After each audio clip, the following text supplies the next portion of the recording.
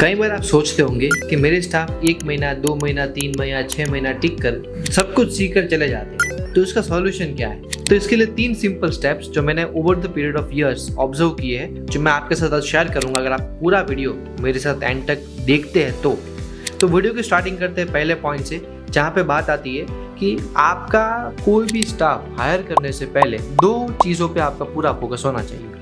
पहली चीज़ on the qualification and second चीज़ on the passion and his judgement. अब अगर कोई पर्सन क्वालिफाइड है तो ही आप उसे रखेंगे, ये तो आप चेक करते ही होंगे, लेकिन क्या आप ये चेक करते हैं कि क्या उस पर्सन का उस फील्ड में फोर्स से इंटरेस्ट लाया गया है उनके फादर्स मदर या फैमिली के द्वारा, या उनका खुद का इंटरेस्ट है? अगर उनका खुद का इंटरेस्ट और पैशन है तो वो आपके साथ लंबे टिकेंगे। अब आते हैं दूसरे पॉइंट पर। मैंने देखा है कि जो MSME या स्मॉल स्केल इंडस्ट्रीज है या सर्विस इंडस्ट्रीज है, यहाँ पे इंडक्शन ट्रेनिंग का कोई नामो निशान नहीं है।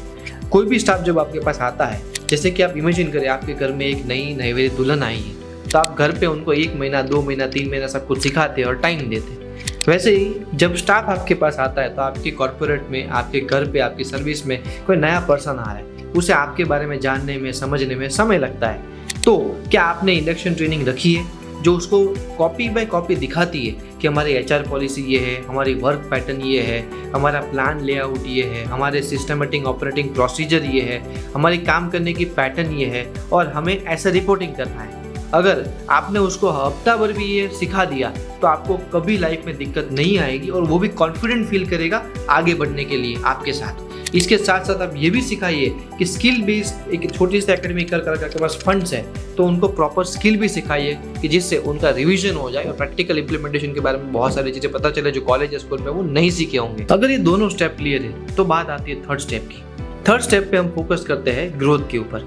कोई भी पर्सन को जब 6 महीने हो जाते हैं या साल भर हो जाता है तो सोचता है कि मेरी ग्रोथ क्या है। तो ग्रोथ के लिए 3 पैरामीटर्स है।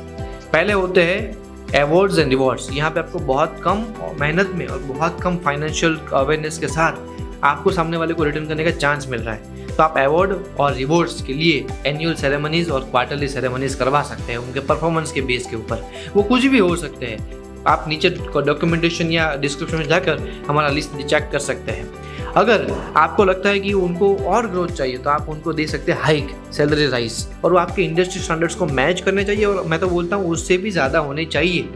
और थर्ड नंबर पे आते हैं इंसेंटिवाइज। इंसेंटिवाइज करना मतलब आप उनके काम के अकॉर्डिंग, अगर उनका काम है, उनकी सैलरी है, उससे 4 गुना आपके बिजनेस को ऑन करके दे रहे तो आप उनको इंसेंटिव दीजिए ऑन द सर्टन परफॉर्मेंस। और वो इंसेंटिव इतना होना चाहिए कि उनकी सैलरी से उनको डबल पगार घर पे लेके जाए। ये कैसे करेंगे? इन सब के लिए हमारे पास पूरी सर्विस है ह्यूमन रिसोर्स मैनेजमेंट पावर की। इसके लिए आप हमें कांटेक्ट करिए। मेरा वीडियो लाइक, शेयर एंड अपने बिजनेस कम्युनिटी में सब्सक्राइब करिए और ज़रूर से मेरे वीडियो और चैनल को फॉलो करिए।